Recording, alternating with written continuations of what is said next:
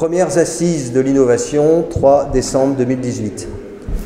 Jean-Bernard, vous nous avez fait le plaisir d'être parmi les intervenants de la dernière table ronde.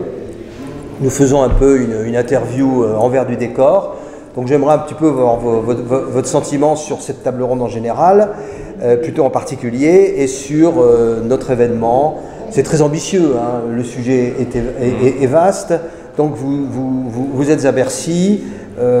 Bon, c'est des gens qu'on admire et qu'on craint. Alors dites-nous un peu ce qu'en pense la direction des entreprises. Alors déjà, c'est une excellente initiative que d'avoir fait ces assises de l'innovation. Je sais qu'il y a 18 mois de travail derrière.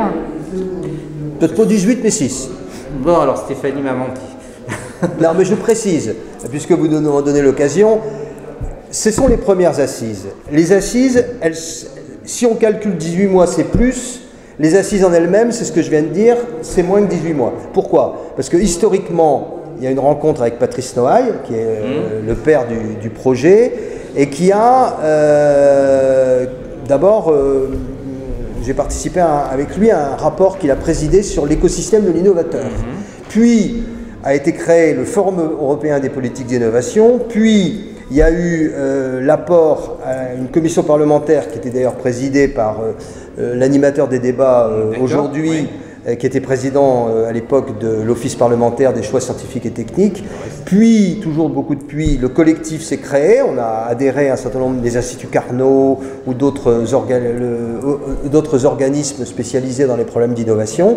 Et puis, on a interviewé les candidats, aux primaires comprises, aux présidentielles. Voilà, on en est là. Et puis après, tout naturellement, a été décidé de faire les assises. Et on a bien compris qu'on a scindé le sujet. Et ce sont les premières assises. Voilà.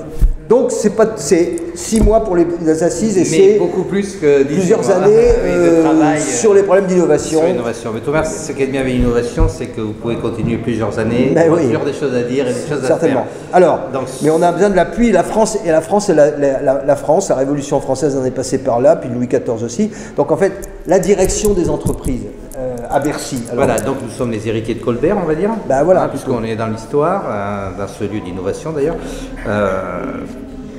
La direction générale des entreprises, ça correspondrait à aller au service d'un ministère de l'Industrie et d'un ministère de l'économie numérique, pour simplifier.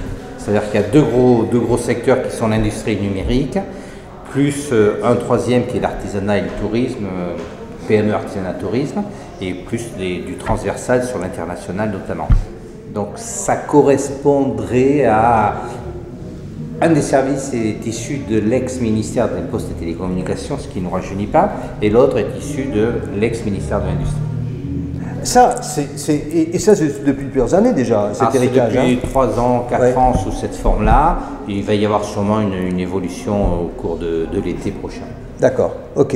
Alors, plus spécifiquement, votre engagement, d'ailleurs la preuve, vous êtes là. La DGE soutient évidemment les entreprises, évidemment elle soutient l'industrie, puisque c'est sa mission numéro 1. Nous avons en France le besoin peut-être pas de reconquête industrielle, mais on va dire que le poids de l'industrie dans le PIB est vraiment descendu trop bas. On va le dire comme ça. Il est temps de remonter un petit peu, et derrière ça veut dire création d'emplois, création de valeur, et ce qui est le seul en fait indicateur, c'est le déficit du commerce extérieur. Bien sûr, qui est chronique et très fort. De nos activités. On est encore assez loin de la reconquête.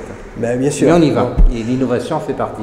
Alors, je veux dire, ce serait trop long de développer au cours de cette interview, mais il faut quand même avoir conscience, et je ne vous apprends rien, je parle sous votre contrôle, que la notion d'industrie, à partir du moment où la 3e révolution industrielle qui met la data au cœur du système, ce que j'appelle l'oclonomie, le règne de la donnée à l'ère de la multitude, où tout est connexion, eh bien en fait la notion d'industrie est quand même redéfinie. C'est-à-dire qu'on peut imaginer, la classification primaire, secondaire, tertiaire, la notion de service, c'est plus du tout la même. C'est-à-dire on peut imaginer que une entreprise, une agence de publicité soit une industrie. C'est-à-dire, donc c'est complexe. Je me lance dans des... Mais néanmoins, il y a quand même celui qui maîtrise la base, maîtrise le reste. Je prends un exemple, l'industrie pharmaceutique. Vous avez remarqué, vous savez peut-être, qu'il y a des pénuries de certains médicaments en France, alors qu'on a des laboratoires de top niveau mondial. Enfin, pourquoi on a ces pénuries? C'est parce que ce qui est à la base de l'industrie pharmaceutique, c'est les principes actifs. Et les principes actifs, à 99% maintenant, ils viennent de Chine. Donc celui qui maîtrise l'industrie des principes actifs maîtrise l'industrie pharmaceutique. Bien sûr. Idem pour les terres rares. Bien sûr. On va dire, je n'ose pas dire on s'est fait avoir, mais presque quand même quelque part. La Chine a capturé l'ensemble des terres rares du monde, notamment en Afrique et en Amérique latine. Pour le silicium ou je ne sais quoi. Silicium et puis la douzaine de terres qui sont absolument indispensables dans notre portable, c'est une dizaine de terres rares, un petit peu d'or aussi au passage. Bon, voilà, donc celui qui maîtrise la base maîtrise le reste de la chaîne de valeur. Et ça, c'est quelque chose qui a toujours existé, qui existera toujours. Celui qui maîtrise la roue maîtrise la charrette et la voiture. Certes. Voilà. Donc après, il y a l'industrie de la data qui nous amène vers l'industrie, on va dire 4.0 pour dire comme les Allemands. L'industrie 4.0 ou les Allemands. Ou l'industrie du futur. Et nous, on dit l'industrie du futur. Voilà. Et là, c'est la revisite d'une production relativement classique. Mais ce dont je parle, c'est une industrie qui change complètement. C'est pour ça que j'ai parlé d'une agence de publicité aussi. Bon, enfin, on va pas. C'est complexe. Au final, il y a des produits et des services qui sont vendus à des clients. Qui se mélangent. Voilà, tout ça est mélangé. Sans marketing, sans design, on ne fait pas d'industrie aujourd'hui. Ouais. Par exemple, le design est hyper important dans les nouveaux produits industriels. D'accord. Il y a quand même des grandes filières qui demeurent. La mobilité à travers la voiture autonome restera dans l'industrie pendant au moins les 30 prochaines années. Ça, c'est clair. Les transports, les infrastructures. Le numérique, c'est quelque chose un peu à part, enfin c'est mélangé à tout, donc il y a du numérique partout, mais c'est pas pour autant que c'est plus de l'industrie. D'accord. C'est autre chose, c'est plutôt un mélange. C'est comme dans l'industrie, avant vous aviez des stylos et des crayons, ben, personne ne savait, mais la comptabilité se faisait comme ça.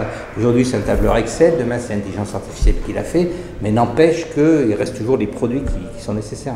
Très bien, bah, écoutez, merci. Ben, de rien, Bercy on peut même dire. Merci.